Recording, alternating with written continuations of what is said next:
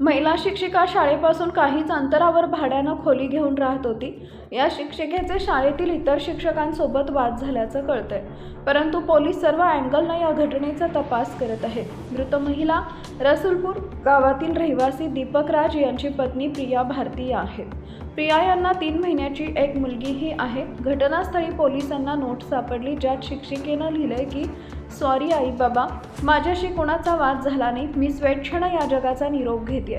माझं शरीर रसलपूरला घेऊन जाऊ नका, माझे अंत्यसंस्कार हाजीपूर इथं करावे, मुखाग्नी माझ्या पतीऐवजी मुलींकडून द्यावेत, माझा मोबाईल पतीकडे सोपवावा, माझ्या मोबाईलमध्ये काही मेसेज, ऑडिओ आणि व्हिडिओ आहेत, त्याचा पासवर्ड पतीला माहीत आहे, मी कुणाचं मन दुखावले असेल तर माफी असावी, माझे पोस्टमॉर्टम करू नका, माझे पती अथवा कुटुंब कुणावरही खटला दाखल करू नका, हे माझं वैयक्तिक पाऊल आहे।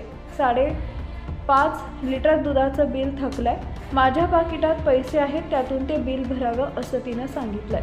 तर स्थानिक लोकांनी या घटनेची माहिती दिल्यानंतर कटहरा पोलीस घटनास्थळी पोहोचले।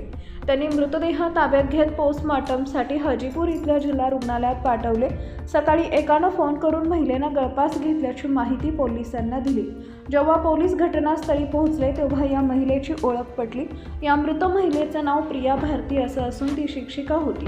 घटनास्थळी पोलिसांना सुसाईड नोट आढळली आहे। सध्या पोलीस हे पत्र ताब्यात घेत चौकशी सुरू केली आहे, असं महुआ येथील SDPO संजू कुमार यांनी सांगितले आहे।